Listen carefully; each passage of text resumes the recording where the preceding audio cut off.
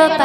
अच्छा जब तू मत करे लगे ओकर प्रेमिका ओका के धोखा दे देतिया आ जाके दूसर जगह शादी कर लेतिया। हाँ। अब जब ससुराल में गई बिया तो का कहता रे वैसे आदित्य दीदी हमरा आँख में से आंसू ना निकले, हमरा के केहू मारियो दिवेला तो हम आँख में से आंसू ना गिरे। बड़ा कठोर लेकिन भाव दे सके।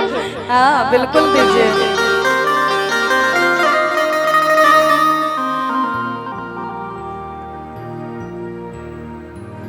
कि जहिया से चल गइलो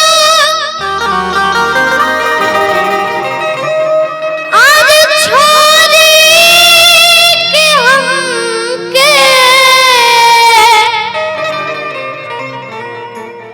कि जहिया से चल गइलो आज छोड़ी के हमके, आज लगे सोन सान हो कि जय चंदा लिया खबरिया कि जय चंदा लिया खबरिया कैसन बागी मोर जान हो चंदा कैसन बागी मोर जान जहिया से चल गइलो जहिया से चल गइलो छोड़ी के हमके, जहिया से चल गइलो छोड़ी के हमके, जिंदगी भइल सुनसान हो जय चंदा लिया खबरिया जय चंदा लिया खबरिया कैसन बागी मोर जान हो चंदा कैसन बागी मोर जान हो।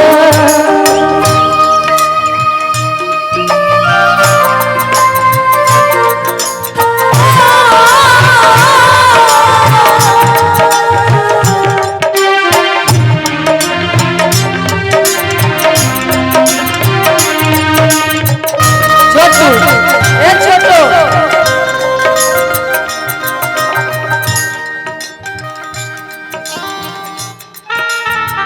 कब कुरब में हमरा रहत रहले, कब कोरबे में हमरा रहत रहली क्षण भर जुदाई ना सहत रहले, छन भर जुदाई ना सहत रहली कब कोरबे में हमरा रहत रहली छन भर जुदाई ना सहत रहली अब तो हमार बिना दिखल सुरतिया, अब तो हमार बिना दिखल सुरतिया होई जब कैसे बिहान हो जय चंदा लिया खबरिया जय चंदा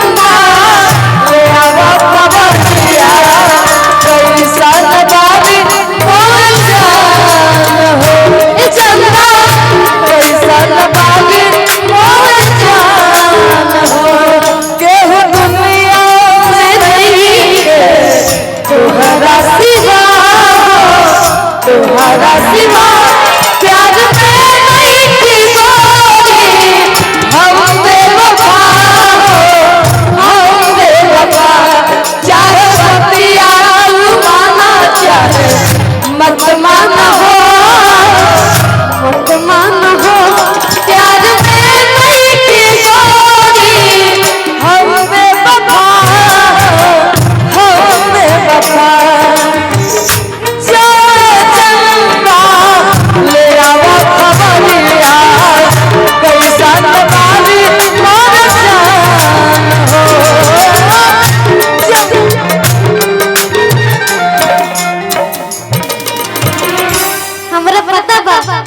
पता बा हमार जान जब हमरा के धोखा दे के ए रघु कि प्यार किया नहीं जाता प्यार हो जाता है, कि प्यार किया नहीं जाता प्यार हो जाता है।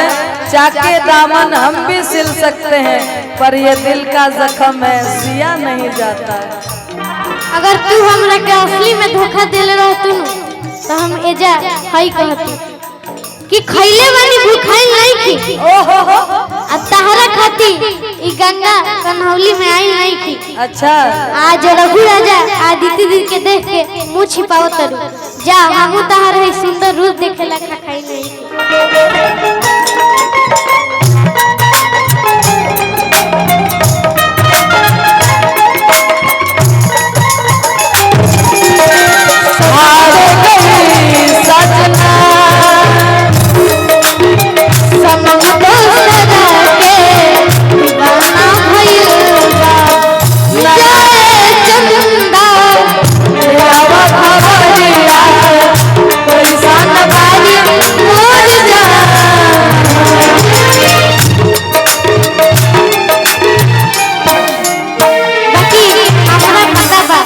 बाकी रघु एकरा से एक बात और कह दा कि हर फूल खुशबूदार नहीं होती, हर पत्थर चमकदार नहीं होते, कि हर फूल खुशबूदार नहीं होती, हर पत्थर चमकदार नहीं होती।